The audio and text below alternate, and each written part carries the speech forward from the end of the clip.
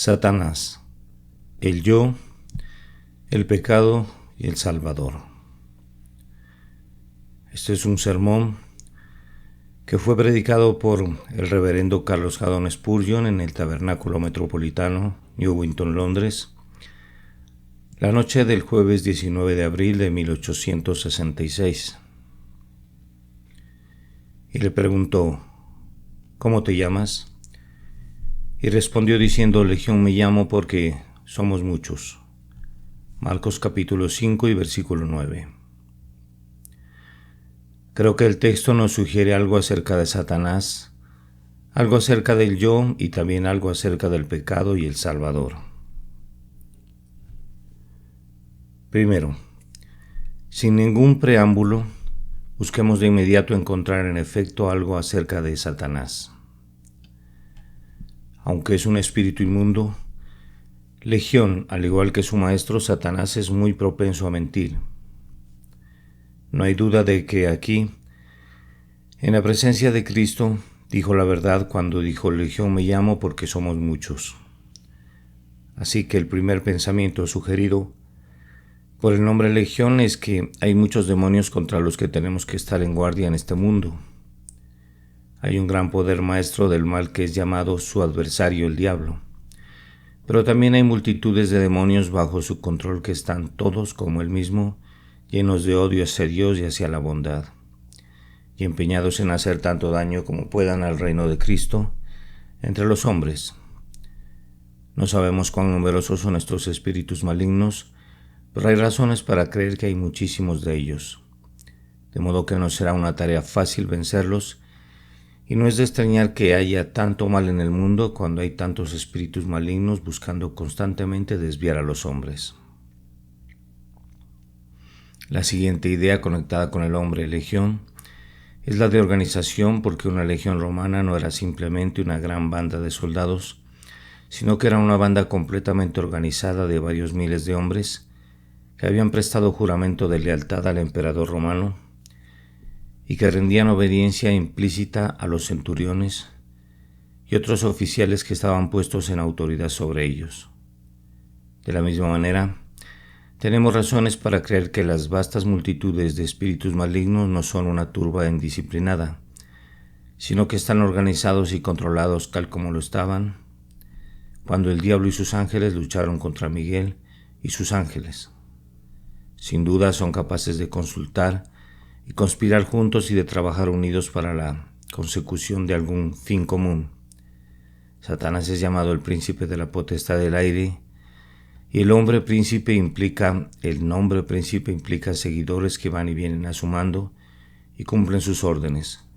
Nosotros, los que tenemos más que ver con la lucha contra esta legión demoníaca, sabemos que no tenemos una tarea fácil, y podemos decir, como lo hizo Pablo: porque no tenemos lucha contra sangre y carne, sino contra principados, contra potestades, contra los gobernadores de las tinieblas de este siglo, contra las huestes espirituales de maldad en las regiones celestes.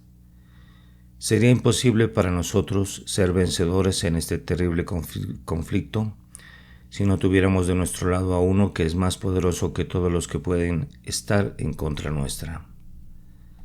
Pero el nombre Legión no solo sugiere la idea de muchos que están completamente organizados para luchar, también transmite la idea de unidad. El espíritu inmundo dijo: Legión me llamo, como si la legión fuera él mismo y él fuera la legión. Es un gran arte en la guerra cuando se puede hacer que todo un batallón se mueva como un solo hombre. La falange romana resultaba victoriosa tan a menudo porque los hombres que la componían estaban compactados en un solo cuerpo sólido, y esa parece ser una de las características de los poderes de las tinieblas. Es un pensamiento repugnante que mientras los cristianos frecuentemente se pelean, nunca escuchamos que los demonios lo hagan. La iglesia de Dios está dividida, pero el reino de las tinieblas parece ser uno. Cualquiera que sea la lucha interna que pueda haber entre los espíritus malignos, no tenemos ningún indicio de ello aquí. Todos parecían actuar en completa armonía. Si el odio es un principio más unificador que el amor, no me atreveré a decirlo, pero ciertamente estos enemigos de Dios y de su verdad parecen estar unidos como si fueran un solo diablo en lugar de una multitud de espíritus malignos. Sin embargo, los que aman al Señor Jesucristo no están unidos como un solo nombre bajo su bendito gobierno. Aquí radica la fuerza del maligno, que su hueste está tan hundida como para ser llamada legión, avanzando en absoluta unión contra un gran poder maligno. Mientras ustedes, amados, piensan en esta gran hueste toda unida para un propósito, y ese propósito es la destrucción de ustedes, volando como vastas hordas de langostas empeñadas en devastar cada lugar que visitan. Deben darse cuenta de que nunca podrán vencer a las numerosas, organizadas y unidas fuerzas del mal con sus propias fuerzas sin ayuda. El nombre Legión también sugiere una gran banda de soldados reunidos para la guerra, no una compañía de personas dedicadas a ocupaciones pacíficas, sino una hueste armada que marcha a la batalla a las órdenes de su comandante. Los legionarios romanos estaban protegidos con pesadas armaduras y llevaban espadas cortas y afiladas con las que hacían ejecuciones terribles. Cuando salían a la guerra, era como cuando un tornado arrasa el rastrojo o un fuego incendia un bosque hasta que se consume por completo. Eran hombres valientes, entrenados y disciplinados para la guerra desde su juventud, y Satanás y sus secuaces han estado familiarizados durante estos 6000 años con el arte de ir y arruinar a los hombres. Son expertos en el uso de sus armas mortales. Saben qué flechas de su Harkag encontrarán las uniones en la armadura de ustedes, hermano mío, y qué dardos de fuego serán más efectivos contra usted, hermana mía. Mientras leía el Salmo 18 hoy, noté especialmente lo que David dice en el versículo 5. Las ligaduras del Seol me rodearon. La lectura al margen es las cuerdas, como si algunos poderes infernales hubieran arrojado cuerdas a su alrededor y las estuvieran apretando cada vez más con la esperanza de encerrar al salmista en ataduras de las que no pudiera escapar. Luego añade, me tendieron lazos de muerte como si sus enemigos ya fueran hombres o demonios. Hubieran tendido trampas mortales en las que esperaban atraparlo. Esto es lo que los espíritus malignos están haciendo constantemente con respecto a ustedes, amados, y serán sabios si lo hacen lo que David nos dice que hizo. En mi angustia invoqué a Jehová y clamé a mi Dios. Él oyó mi voz desde su templo y mi clamor llegó delante de él a sus oídos. Y entonces ustedes también podrán decir antes de mucho tiempo con David, me libró de mi poderoso enemigo y de los que me aborrecían, pues eran más fuertes que yo. Además, el nombre Legión es de interés histórico. No tengo tiempo para relatar las valientes hazañas de algunas de las legiones romanas más notables. El registro de ellas fue apreciado por sus sucesores.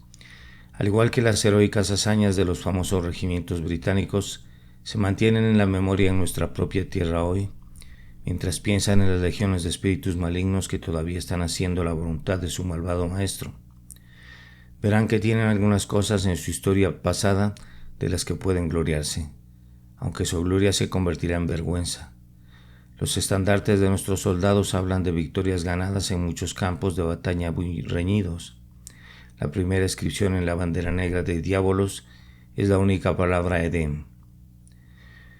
Si Satanás puede ser capaz de algún disfrute, debe ser un bocado muy dulce para él saborearlo cuando piensa en la victoria que obtuvo en el paraíso, cuando toda la raza humana en la persona de su representante Adán fue tan ignominiosamente derrocada.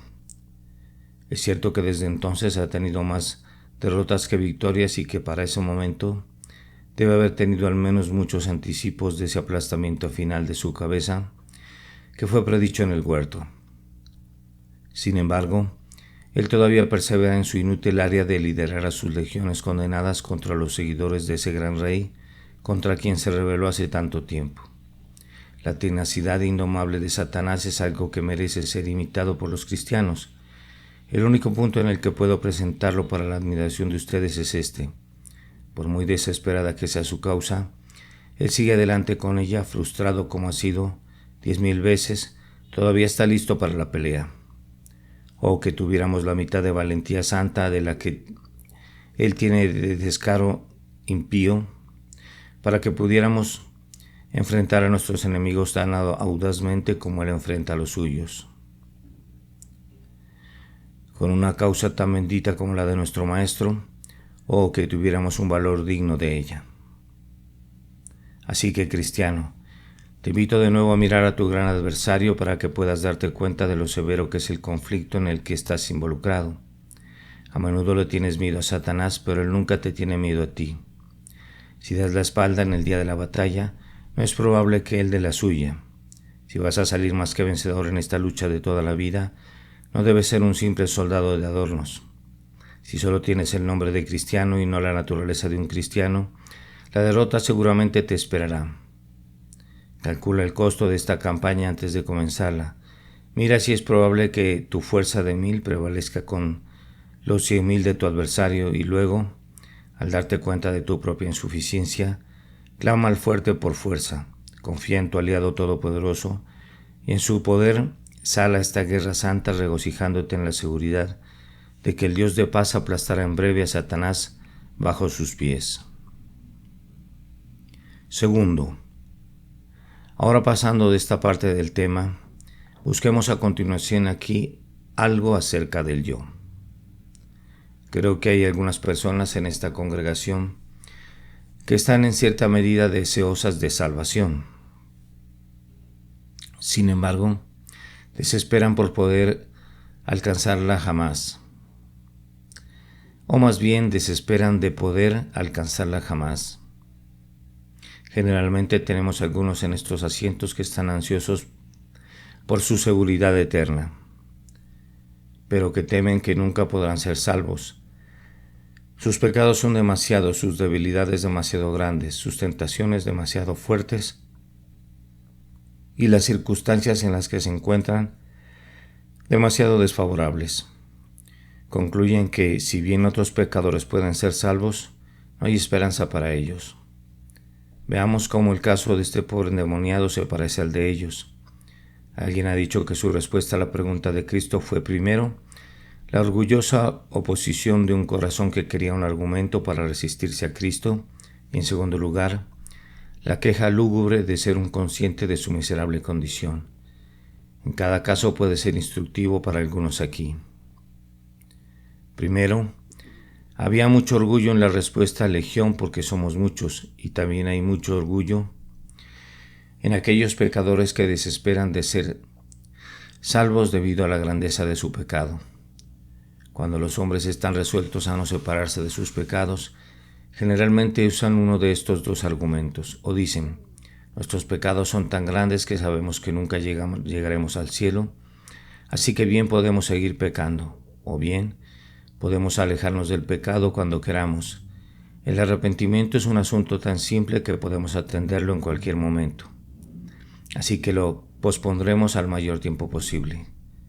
Estos son extremos bastante opuestos, pero el cambio del uno al otro puede hacerse muy rápidamente.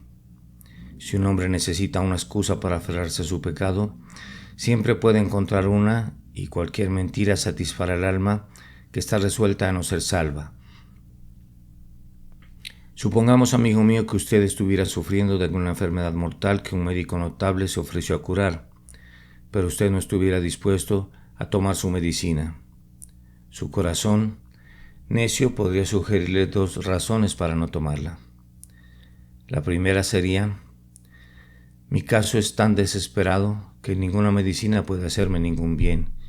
Y la otra sería, la medicina es tan potente que si la tomo dentro de un año, cuando esté mucho peor de lo que estoy ahora, todavía me curará. Ninguna de estas sería una razón válida para no tomar la medicina de inmediato. Y si un hombre muriera por negarse a tomarla, un veredicto de suicidio sería perfectamente justificable. Hay multitudes de almas que se pierden porque no creen que Cristo pueda salvarlas. Y por otro lado, probablemente hay tantas otras que se pierden porque creen que es algo tan fácil de ser salvos que pueden resolverse en cualquier momento que deseen. Les ruego, queridos amigos, que no usen ningún argumento para rechazar a Cristo. ¿Por qué deberían argumentar hacia su propia ruina eterna? ¿Acaso no tienen un mejor uso para su inteligencia que razonar del lado de Satanás para su propia destrucción? Más bien acepten el testimonio de la palabra de Dios de que sus pecados, aunque puedan ser una legión, o más que eso, no son demasiados para ser perdonados. Crean que hay eficacia en la sangre preciosa de Jesús para hacerlos más blancos que la nieve y que Él es poderoso para salvar, incluso a ustedes, porque por lo cual pueden también salvar perpetuamente a los que por Él se acercan a Dios, viviendo siempre para interceder por ellos. Si están poseídos por una legión de demonios, confíen en aquel cuyo brazo todopoderoso puede derrocar a todos ellos. Este nombre, legión, también nos sugiere la expresión lúgubre de la autosubconsciencia que se lamenta por su pecado. Seguramente, en esta congregación hay algunos que están diciendo: «Ay, nuestros pecados son muchos y nos han llevado a una situación de lo más lamentable. No solo tenemos las manos secas, sino que tenemos los pies cojos, tenemos los ojos ciegos, tenemos los oídos sordos y lo peor de todo, un corazón que está muerto como las piedras de la calle. Desde la planta del pie hasta la coronilla de la cabeza, no hay nada sano en nosotros sino heridas, golpes y llagas putrefactas». Mis queridos amigos, si ustedes dicen con sinceridad ese lamento doloroso, me alegra escucharlo. Y lo sepan o no, ese estado de cosas es realmente una razón por la cual es probable que Dios los salve. Permítanme recordarles algunos de los argumentos que encontramos en la palabra de Dios. Hay uno en el Salmo 18 al que me refería hace un momento. David dice del Señor: «Me libró de mi poderoso enemigo y de los que me aborrecían, pues eran más fuertes que yo». No pudo hacer frente a sus adversarios, así que confió en el Señor para que lo librara, y Él lo hizo. Hay un argumento similar en cuanto a la piedra que cubría el sepulcro del Salvador. Las mujeres decían: «¿Quién nos removerá la piedra de la entrada del sepulcro?». Y cuando miraron, vieron removida la piedra. ¿Por qué? Porque era muy grande. Si no hubiera sido muy grande, podrían haberla quitado ellas mismas, pero como era demasiado pesada para que la movieran, el ángel la quitó por ellas. David es un gran maestro de este tipo de argumento. En el Salmo 25:11 ora: «Por amor de tu nombre, oh Jehová, perdonarás también mi pecado que es grande». Esa parece una súplica extraña para presentar, sin embargo, es una que prevalece con Dios. Si suplico ser perdonado porque no soy un gran pecador, soy legalista y carnal. Pero si suplico ser perdonado porque soy un pecador tan grande, me mueve el motivo evangélico y hay espacio para la exhibición de la gracia divina hacia aquel que confiesa su necesidad de ella. Esto es como el pobre enfermo que le grita al médico: «Oh Señor, atiéndame porque mi caso es desesperado». O como el mendigo en la calle que suplica: «Deme ayuda porque me muero de hambre». Ustedes deben usar su necesidad y la grandeza de su necesidad como un argumento ante el Señor. Hay algunos que conozco aquí que casi darían sus ojos si tan solo pudieran sentir su pecado tanto como ustedes. Quieren estar más preocupados por ello, quieren desesperarse más por ello. Bueno, ellos son necios y ustedes también. Ellos son necios al desear desesperarse más y ustedes son necios al desear no desesperarse tanto. Deberían todos ustedes dejar de mirarse a sí mismos e ir a Jesús tal como son y confiar en que Él los salvará. Tercero, ahora llego al último punto. Algo acerca de nuestros pecados y nuestro Salvador.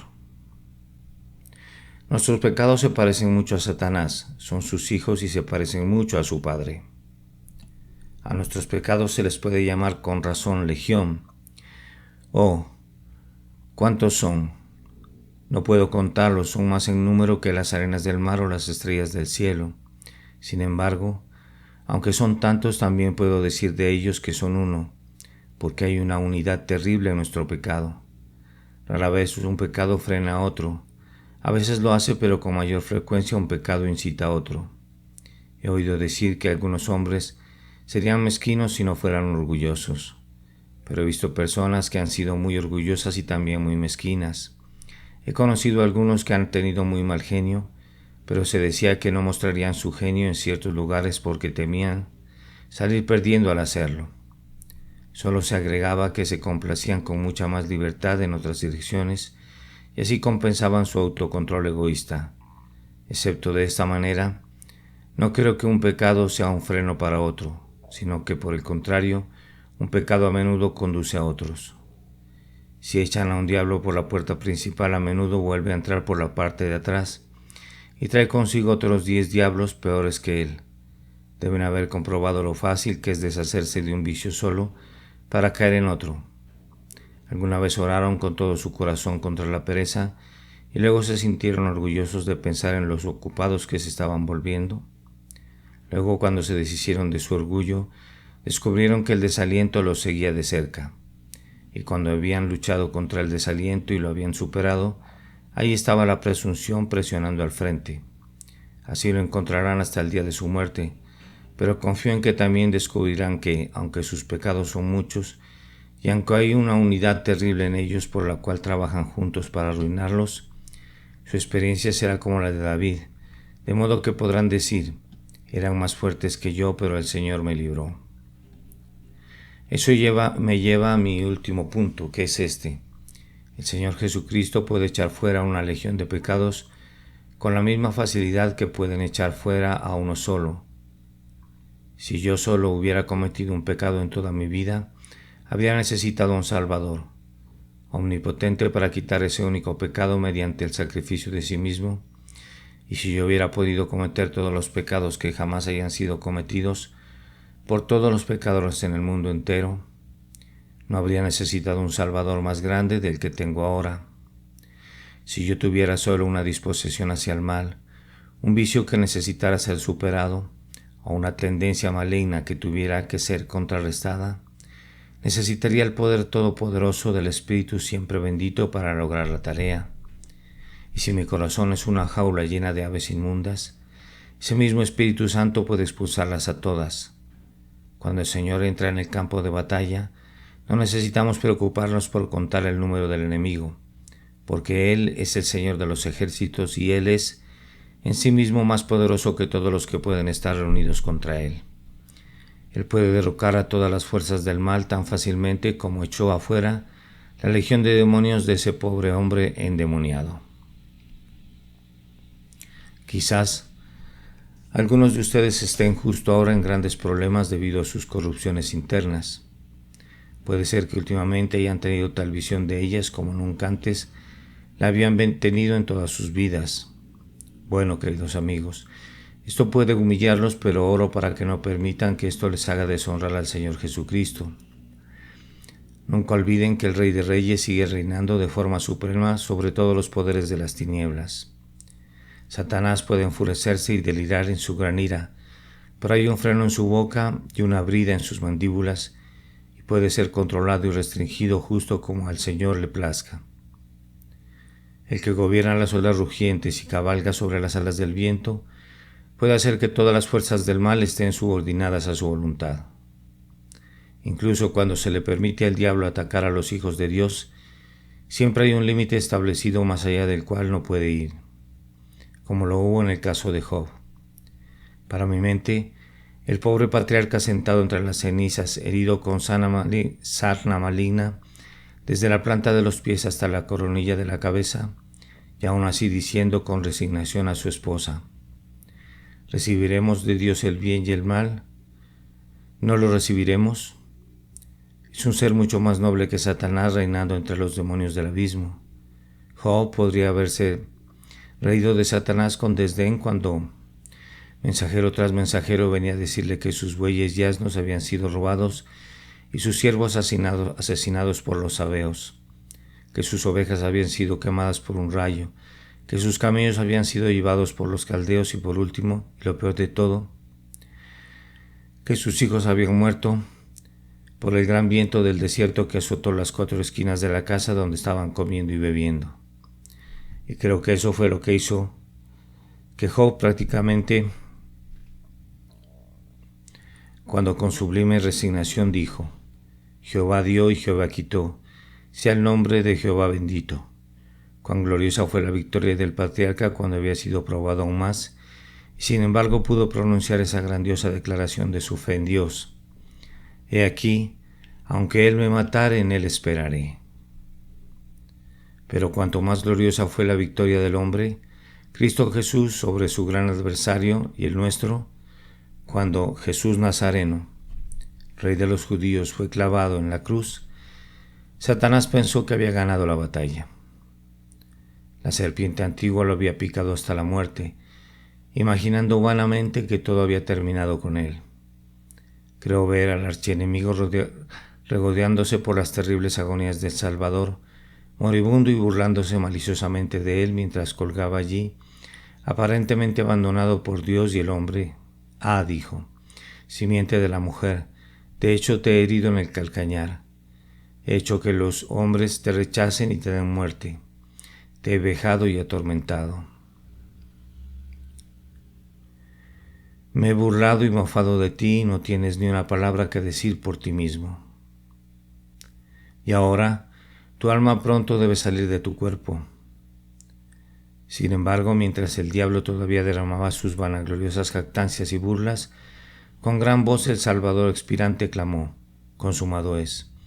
Y en ese momento su alma saltó sobre el enemigo y lo derrotó por completo para siempre. Has vencido, Galileo. Se dice que fue el grito agonizante de Juliano el apóstata, y Satanás podría haber dicho lo mismo porque cuando Jesús clavó en su cruz el acta de los decretos que había contra nosotros, y despojando a los principados y a las potestades los exhibió públicamente, triunfando sobre ellos en sí mismo, porque esa es la lectura al margen de Colosenses 2:15, y por lo tanto con el Dr. Watts diremos, cantó la muerte maravillosa de mi Salvador. Él conquistó cuando cayó. Consumado es, dijo en su último aliento. Y sacudió las puertas del infierno. Su cruz puso un fundamento seguro para la gloria y el renombre. Cuando por las regiones de los muertos, Él pasó para alcanzar la corona. Sí, Jesús triunfó en la hora misma que parecía el momento de su derrota. Así que alábenlo.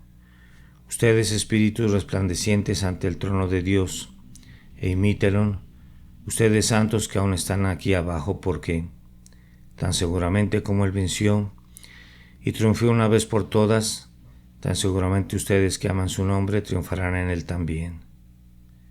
Incluso, aunque sus enemigos se llamen legión, porque son muchos, Dios los bendiga por amor a Jesús.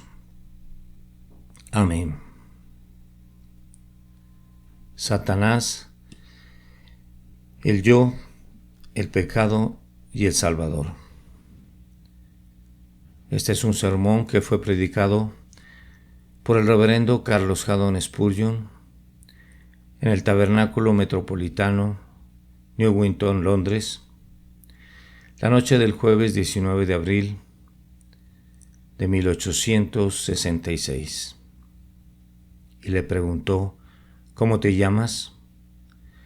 Y respondiendo diciendo, Legión me llamo, porque somos muchos. Marcos, capítulo 5 y versículo 9.